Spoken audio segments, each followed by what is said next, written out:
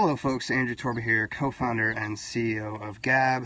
We've got some very fake news here from the Los Angeles Times. Hilarious how they don't even try to hide what type of narrative they're trying to push. Trying to make it look like alt tech is literally Hitler. As you can see, we have the Ku Klux Klan meeting here as their header image. Squeezed out by Silicon Valley, the far right is creating its own corporate world. And you gotta love the imagery that we're using here of the KKK, because we're just all terrible people, right? We're all just terrible people because we want to support free speech and individual liberty and the free flow of information on the internet. Mr. Matt Pierce, you're a piece of garbage. You're not a journalist. You're a little propaganda pawn is what you are. Anyway, so we go into this article here, and the first thing he writes about, of course, neo-Nazis and white nationalists and whine, paint your narrative of us all being just terrible, evil people, bringing up, of course, neo-Nazi websites and trying to associate all of us together here. So anyway, getting down to the part where Gab is mentioned, we see that he's painting this narrative of, on Tuesday, one of the site's most popular posts was an image that said, "I love being white." Oh no, not that. That's terrible. It's terrible to love yourself. It's terrible to express love for your own people. That's just such a terrible thing. And you'll notice that he also doesn't cite the post at all. He doesn't link to it, nothing. It's just his word. You're going to have to just believe him on that one, right? So anyway, then he starts to quote me and pull some of my quotes. I love that he included this one. The reality is that hate speech is free speech, Torba added, citing a U.S. Supreme Court precedent. Absolutely right, damn right. And you're damn right that you link to that precedent from the U.S. Supreme Court as well. You piece of garbage, fake news journalist. So anyway, he continues to outline some of the other alt-tech people and alt-tech companies and what we're building, and again, trying to paint this narrative that we're all just evil, terrible Nazis. And I'll tell you why this is happening. The reason that this is happening is because traditional old media, garbage, trash, shill, bloggers, political activist bloggers, they can't call themselves journalists anymore. They're political activist bloggers. They write opinion pieces to push a narrative that they're told to push. And that's just the reality of the situation. They are terrified. And Silicon Valley is utterly terrified that the populist movement is waking up and starting to build their own platforms, their own products, their own communities outside of the little ideological echo filter bubble that Silicon Valley has created. They are utterly terrified of this. Why? Because it means they're not going to have control anymore. They're not going to have power anymore. And this is really only the beginning. Just wait until the blockchain revolutionizes everything and decentralizes control across all of the internet. All of it. From finance to social networking to all of communication, everything is going to be decentralized. And Silicon Valley should be terrified of this. Because instead of having centralized control on one man, Mark Zuckerberg, one single man, majority voting shares in Facebook, controls, owns, operates, oversees the data, the most intimate and personal data of over 2 billion people around the world. One man, one person you trust with this, right? Instead of that, it's going to be decentralized, and the power is going to be put in the hands of the people. It's going to be more transparent, it's going to be more open, and it's going to be decentralized across the globe. And there is nothing that Silicon Valley can do to stop this. Nothing that they can do to stop it. This is only wave one. This is only phase one of the alt-tech revolution that is about to unfold right now. And the LA Times is just terrified of this. And they should be. Because guess what? When's the last time you bought a newspaper? Ask yourself that. When's the last time you paid for a paywall behind the New York Times or the LA Times their subscription numbers are garbage. They're nowhere near the level that Facebook's at, or that Twitter's at, or that social media propels stories and information and news and communication. They will never be on that level. Their time has passed. They are old media. We are new media, and it's going to be completely people-powered. And they're terrified of that.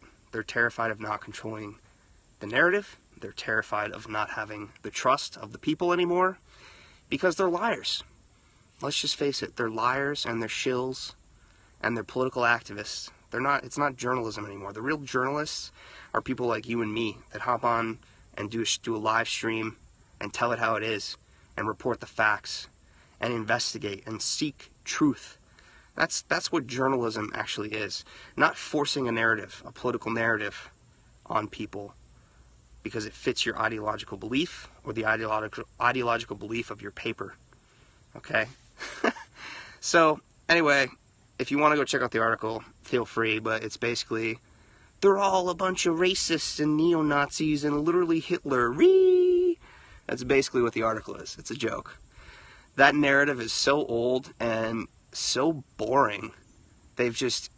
None of those words even mean anything anymore. It's sad because, at one point those words actually did hold meaning.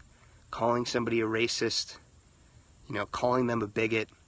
But the left, especially the far left, has used those words in such a broad, generalistic sweep across tens of millions of people that, sadly, they've made those words mean nothing anymore. And people don't buy it when they group, these people, in our case, alternative technology platforms that simply want to defend the freedom of speech, the free flow of information on the internet, these liberties that we love and enjoy. When you try to paint that as, oh, they're Nazi, they're fascists, isn't that the exact opposite? Like, Nazis and fascists typically aren't going to support free and open discussion, free and open speech. Right? That's typically not how it works, at least historically anyway. So these people can keep whining, they can keep calling us racist and Nazis and whatever the hell they want to call us. It doesn't have any impact on us, right? It doesn't, because the people know our character, they know what we're doing, they see what we're building, and they're waking up. And once people take the red pill, there's no going back, right? You don't just go back into the matrix and fall back asleep when you're awakened, right, to the truth and to how things really are and to how things need to be. We're going to continue to call it out. We've had dozens of engineers, product managers, executives, investors in Silicon Valley reach out to us and say, you guys are building something great. How can we help? We're 100% behind what you're saying, what James is saying in his manifesto, but we can't say it ourselves, right? Because we're afraid that we're going to get fired too, and we're going to lose our livelihoods, or, have our portfolio companies turn on us or whatever. So, we're creating an underground coalition, a private invite-only community of people that have been extremely vetted and that care about the alternative technology movement, that care about defending the freedoms and forcing change inside of these Silicon Valley companies, whatever it takes. People that are brave, have courage, and want to fight for these liberties that are under attack. They're under attack, folks. Make no mistake about it. We've also raised, this week alone, about $86,000. Just since, I believe, Monday, right?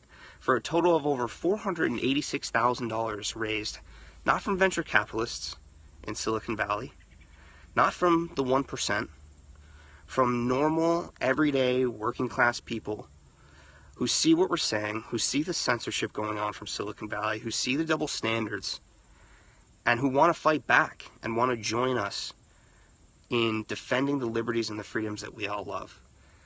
If you're interested in that, go to startengine.com/startup/gab, and you can invest, and you can join us on this journey to building a community and a product that people love, where you can be yourself and express yourselves without fear of being banned or censored for wrongthink.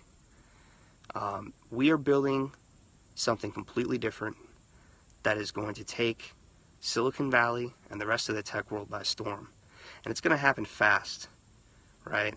It's going to happen real fast, and we're going to win bigly, because you have no idea, Silicon Valley, just how many of your employees agree with James's Google Manifesto, how many of your employees agree with what we're saying and what we're building and the stuff that we're calling out. You have no idea what's coming. You have no idea. We're going to win so big, and it's going to be one hell of a good time. If you want to join us on this journey, go to startengine.com/startup/gab. Thank you for tuning in, folks, and remember to speak freely.